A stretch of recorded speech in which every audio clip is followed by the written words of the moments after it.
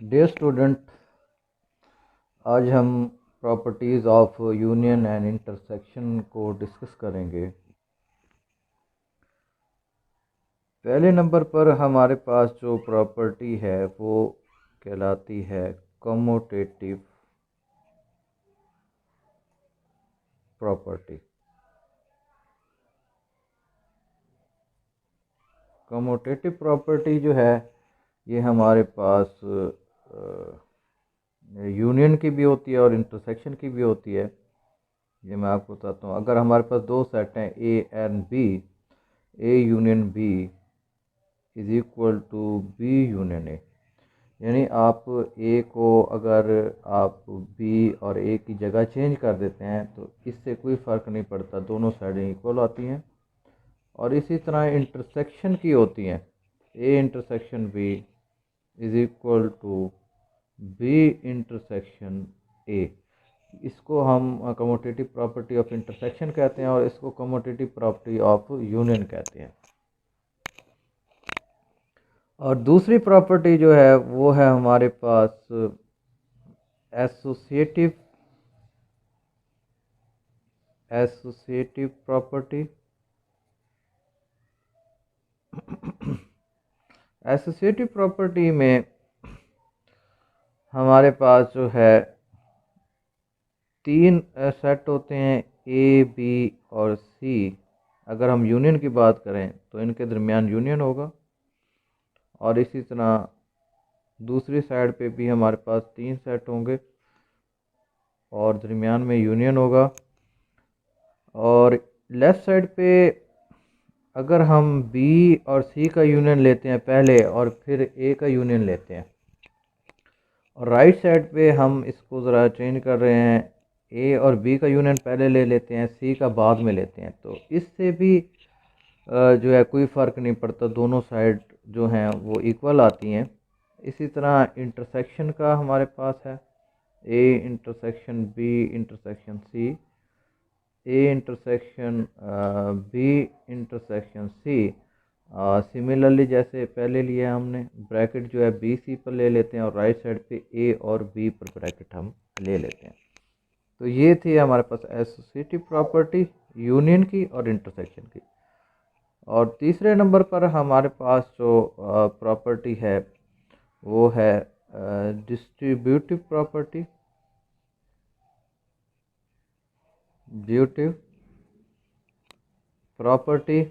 Distributive property में जो है हम ये देखें, ए यूनियन बी इंटरसेक्शन सी।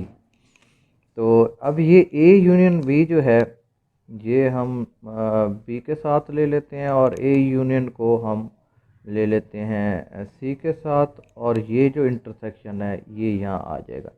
इसको हम कहते हैं distributive property of union over intersection, यानी ब्रैकेट के अंदर इंटरसेक्शन है तो इसलिए इसको हम कहेंगे distributive property of union over intersection. इसी तरह हमारे पास जो है इस तरह भी हो सकती है, A intersection B union C. इसको हम ले लेते हैं A intersection B, A intersection C, और ये यूनियन यहाँ आ जाएगा। इसको कहेंगे distributive property of intersection over union. उसके बाद हमारे पास जो है चौथे नंबर पे है डी मॉर्गन लॉज हैं। De Morgan laws, De Morgan laws में ये है कि अगर आप ए यूनियन बी का कंप्लीमेंट ले रहे हैं तो ये इक्वल होता है ए कंप्लीमेंट बी कंप्लीमेंट। अगर यहाँ यूनियन होगा तो यहाँ इंटरसेक्शन हो जाएगा।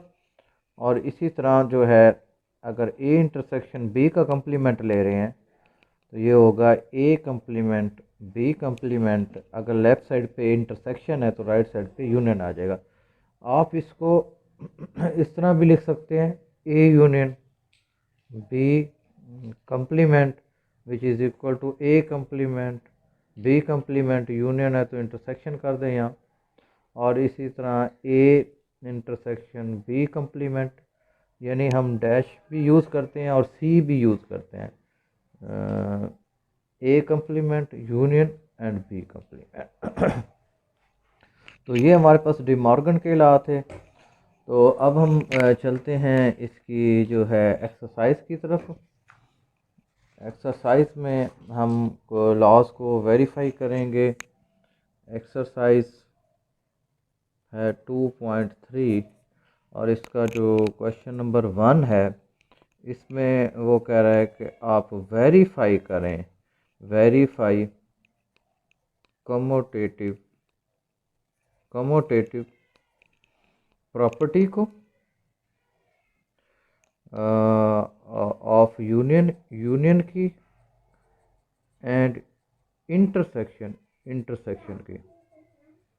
कमोटेटिव प्रॉपर्टी दोनों, फर्स्ट पार्ट देख लेते हैं। इसमें ए हमें दिया हुआ है 1 2 3 4 और 5, और जो हमारे पास बी हमारे पास सेट है वो है 4 6 8 और 10, ये है हमारे पास।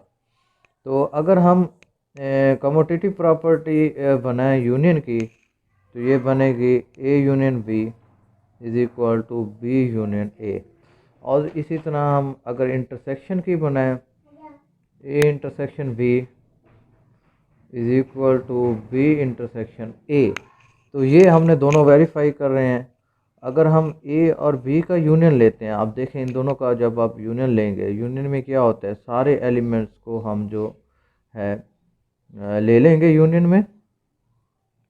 ये मैंने सारे एलिमेंट्स एक ही सेट में लिख दिए हैं। जो दोनों में है उसको आपने एक दफ़ा लिखना है। अगर ए यूनियन बी लेंगे तो ये आएगा। इसी तरह बी यूनियन ए लेते हैं तो तब भी आपके पास जो है सेम आंसर मिलेगा यूनियन में। तो लिहाजा ये यहाँ से वेरीफाई हो गया कि लेफ़्ट हैंड साइड जो है वो राइट हैंड साइड के इक्वल है। इसी तरह अगर आप इंटरसेक्शन लेते हैं, ए को पहले कंसिडर करें बी को बाद में, तो इसमें जो एलिमेंट कॉमन आ रहे हैं, एक 4 आ रहा है, ये देखें दोनों में सिर्फ 4 ही आ रहा है, तो ये हमारे पास 4 आ जाएगा। और इसी तरह बी इंटरसेक्शन ए निकालते हैं तब भी हमारे पास जो है 4 ही आंसर आता है। तो ये भी हमारे पास वेरीफाई होगी इंटरसेक्शन की और यूनियन की जो प्रॉपर्टी है, ये हमने वेरीफाई कर ली।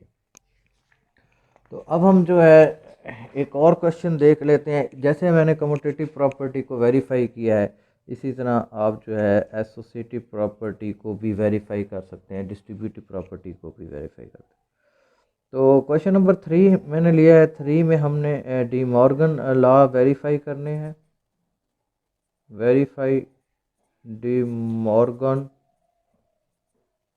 लॉस, और इसमें यूनिवर्सल हमें सेट दिया हुआ है 1 2 3 अप टू 20, 1 से लेकर 20 तक इसमें एलिमेंट हैं। और उसके बाद ए हमें सेट दिया हुआ है 2 4 6 अप टू 20, यानी कि इसमें आप देख सकते हैं कि इवन नंबर्स हैं। और बी हमें एक और सेट दिया हुआ है जिसमें हमारे पास जो है ऑड नंबर्स दिए हुए हैं या इवन नंबर्स हैं, और इसमें हमारे पास ऑड हैं। ये ध्यान नशीन कर लें। तो डिमॉर्गन के लॉ को प्रूव करना है, तो इसमें A union B complement A complement intersection B complement, एक ये होगा हमारे पास लॉ जिसको हमने वेरीफाई करना होगा। और जो दूसरा लॉ है वो है A intersection B complement is equal to A complement union B complement. इसमें से मैं आपको एक लॉ कर देता हूँ, दूसरा आप फिर खुद ट्राई करेंगे। तो पहला ट्राई कर लेते हैं ये। तो इसमें जो है आपने पहले इसकी लेफ़्ट हैंड साइड को फाइंड करना है। लेफ़्ट हैंड साइड ये है ए यूनियन बी कम्प्लीमेंट। तो इसमें ए और बी का यूनियन ले लेंगे। अब देखें ए और बी का यूनियन लें, देखें ये 20 तक इवन नंबर्स हैं, ये ऑड नंबर्स हैं। तो ये ऑड और इवन दोनों हमारे पास इस यूनियन में आ जाएंगे, 1 2 3 अप टू, और ये हो जाएगा 20। तो इसका मतलब ये है कि ए यूनियन बी जो है आपके पास यूनिवर्सल सेट आ गया है। तो अगर हम इसका जो है कंप्लीमेंट फाइंड करें, तो कंप्लीमेंट का मतलब ये है कि यूनिवर्सल में से हम ए यूनियन बी को माइनस करेंगे, और ए यूनियन बी का आंसर आपके पास मौजूद है, वो यू है। यूनिवर्सल में से यूनिवर्सल जब माइनस करेंगे तो हमारे पास जो है एम्प्टी सेट आ जाएगा। तो ये हमारे पास जो है इसकी लेफ़्ट हैंड साइड आ गई है, इसको 1 का नाम देते हैं। अब हम इसकी जो है राइट हैंड साइड को फाइंड कर रहे हैं। राइट हैंड साइड हमारे पास ये है ए कंप्लीमेंट इंटरसेक्शन बी कंप्लीमेंट। तो ये अब हम फाइंड कर रहे हैं, ये इसमें ए कंप्लीमेंट पहले हम फाइंड कर लेते हैं, ये है यू माइनस ए। तो यू यूनिवर्सल सेट में हमारे पास 1 से लेकर 20 तक एलिमेंट हैं, और ए में इवन नंबर हैं। तो इनमें से इवन आप माइनस कर देंगे तो बाकी हमारे पास जो है ऑड रह जाएंगे, 1 3 5 अप टू 19। और इसी तरह जब आप बी कंप्लीमेंट फाइंड करेंगे, अच्छा ये ऑड नंबर्स का सेट जो है, ऑड नंबर का सेट जो है ये हमारे पास ये बी के इक्वल आ जाएगा। इसी तरह बी कंप्लीमेंट आप फाइंड करेंगे तो ये है यू माइनस बी, और बी कंप्लीमेंट यानी यूनिवर्सल में से आपने और नंबर्स माइनस करने हैं, तो इवन रह जाएंगे हमारे पास, यानी कि 2 4 6 अप टू 20, और ये जो है ए के इक्वल है। तो अब हम इन का जो है इंटरसेक्शन देख लेते हैं, ए कंप्लीमेंट इंटरसेक्शन बी कंप्लीमेंट। अब ए कंप्लीमेंट हमारे पास आ रहा है बी, और बी कंप्लीमेंट आ रहा है हमारे पास ए और बी का इंटरसेक्शन करना है देखने। इसमें इवन है, इसमें ऑड हैं, डिफरेंट एलिमेंट्स हैं, तो ये हमारे पास जो है खाली सेट आ जाएगा। तो from 1 and 2 we have left hand side is equal to right hand side. तो ये डी मॉर्गन का लॉ जो है इसमें हमने वेरीफाई कर लिया है। तो इसी तरह जो है ये आपने खुद ट्राई करना है डी मॉर्गन का लॉ। तो उसके बाद हम नेक्स्ट एक क्वेश्चन देख लेते हैं, और ये है हमारे पास क्वेश्चन नंबर 6। और क्वेश्चन नंबर 6 में हमें एक सेट दिया हुआ है ए, ये है 1 2 3 4 और 5। अब इसमें हमने जो है इसका एक सेकंड पार्ट है जिसमें ये कह रहा है कि ए यूनियन ए जो होगा ये ए के इक्वल होगा, और एक जो है थर्ड पार्ट जो है वो दे रहा है ए इंटरसेक्शन ए जो है वो ए के इक्वल होगा। ये हमने वेरीफाई करना है। यहाँ से सॉल्यूशन शुरू करते हैं हम। तो जब आप ए का यूनियन लेंगे ए के साथ, यानी कि ए 2 दफ़ा आ रहा है 1 2 3 4 और 5 यूनियन, फिर हम ले लेंगे 1 2 3 4 और 5। जब आप इनका यूनियन लेंगे तो फिर ये हमारे पास आ जाएगा 1 2 3 4 और 5। तो ये अल्टीमेट यानी ए ही आएगा आपके पास। ये फर्स्ट पार्ट हो गया। उसके बाद इसका जो सेकंड थर्ड पार्ट देखते हैं कि ए इंटरसेक्शन ए।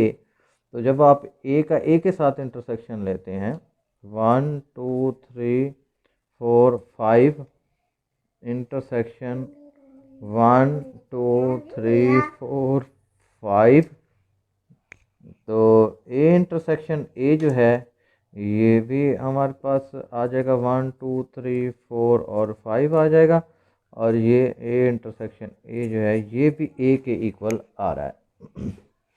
तो देखा है काफ़ी इजी क्वेश्चन है। क्वेश्चन नंबर 7 को आप ट्राई करेंगे खुद। तो अब मैं आपको जो है क्वेश्चन नंबर 8 की तरफ ले चलता हूँ। 8 का फर्स्ट पार्ट देख लेते हैं। इसमें हमारे पास जो है ये कह रहा है कि आप इसको वेरीफाई करें, A union B is equal to A union A intersection B. ये हमारे पास है इधर सॉरी इंटरसेक्शन है, ये मैं ज़रा करेक्शन कर लेता हूँ। हाँ, ये है हमारे पास A intersection A union B which is equal to A union A intersection B. ये हमने वेरीफाई करना है, हमें सेट्स की वैल्यूज़ नहीं दी हुई, तो इसकी एक साइड ले लेंगे। मैं इसकी लेफ्ट हैंड साइड ले लेता हूँ, A intersection A union B. तो इसके ऊपर सबसे पहले मैं ये करता हूँ कि जो हमारे पास ए इंटरसेक्शन है इसका ए के साथ इंटरसेक्शन लेता हूँ और बी के साथ इंटरसेक्शन लेता हूँ।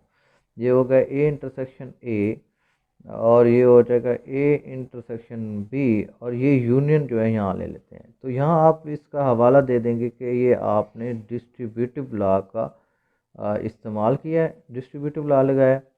अब ये अभी हमने प्रूव किया है कि ए इंटरसेक्शन ए जो है ए के इक्वल होता है, ए इंटरसेक्शन ए जो है ये ए के इक्वल होता है।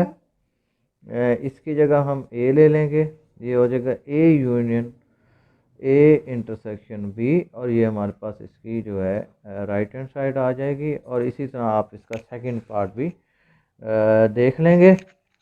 तो मैं उम्मीद करता हूँ आज का लेक्चर आपको क्लियर हो गया होगा। इसी के साथ इजाज़त चाहता हूँ। अल्लाह हाफ़िज़।